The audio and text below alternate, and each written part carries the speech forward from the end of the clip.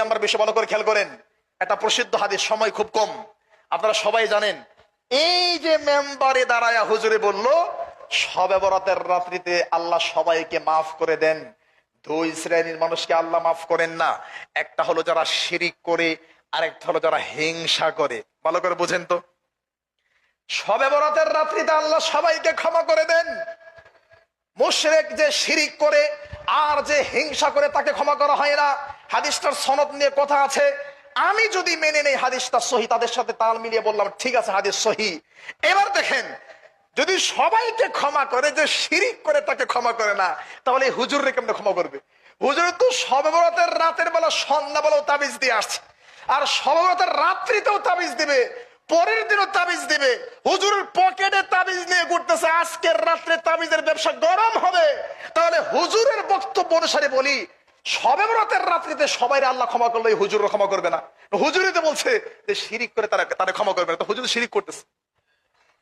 মুস্তাদ আহমদ 16,761 নম্বর হাদিস, মুস্তাদ আহমদ 16,771 নম্বর হাদিস।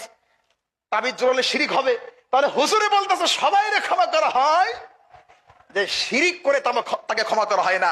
আফসোস হুজুর, আপনার শ্রোতাদেরকে হয়তো ক্ষমা করা হতে পারে, আপনার ভাষ্য অনুসারে আপনি ক্ষমা পাবেন না, কারণ আপনি তো শিরিকের মধ্যে জড়িত আছেন। নাম্বার 2, যারা হিংসা করে এদেরকে ক্ষমা করা হয় না। সহিহ মুসলিমের হাদিস, হিংসা কাকে বলে? আল কিবির বাতারাল হাক্কা ওয়া গামতান নাস। হিংসা বলা হয় হককে গোপন করা, মানুষকে অপমান করা।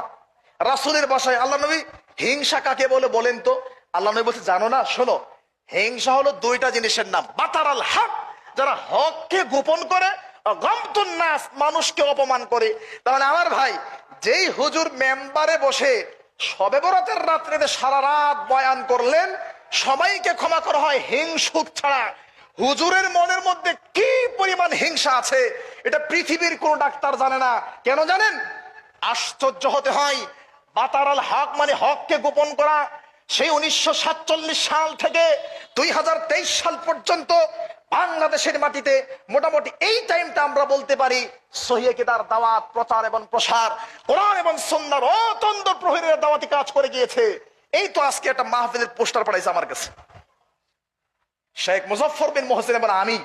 প্রথম দিনের প্রধান বক্তা আমাকে, দ্বিতীয় দিনের প্রধান বক্তা শেখ মুজফফর বিন মোহসিন।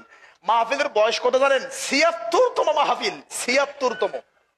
আজকে আমার কাছে পাঠাইছে, আমি সেখানে আলোচক। ৭৬তম মাহফিল, তার মানে আজ থেকে ৭০-৮০ বছর আগেও এই দেশের মধ্যে কোরআন এবং সুন্নাহর কথা বলা হচ্ছে। শবে বরাত যে বেদাত, এর মধ্যে বেদাতি কাজ আছে, কোরআন এবং সুন্নাহর অপমান হয়, এ কথা বলা হচ্ছে। ৭০ বছর ৮০ বছর চলে যাচ্ছে, হুজুর হককে গোপন করে এখানে বসে বলতেছে যে সবাইকে ক্ষমা করা হয়, হিংসুককে ক্ষমা করা হয় না। হুজুর জানে না হিংসা যে সে করে যে হককে গোপন করে। হুজুর হক গোপন করে মানে হুজুর আল্লাহ ক্ষমা করবে না। কেন ক্ষমা করবে না? হক তো উনি গোপন করে আছে, হক গোপন করে আছে। তাহলে হককে গোপন করলে সবাইকে ক্ষমা করবে, যে হককে গোপন করে তাকে আল্লাহ ক্ষমা করবেন না। আমার ভাই, আমার কথা বুঝতেছেন আপনারা?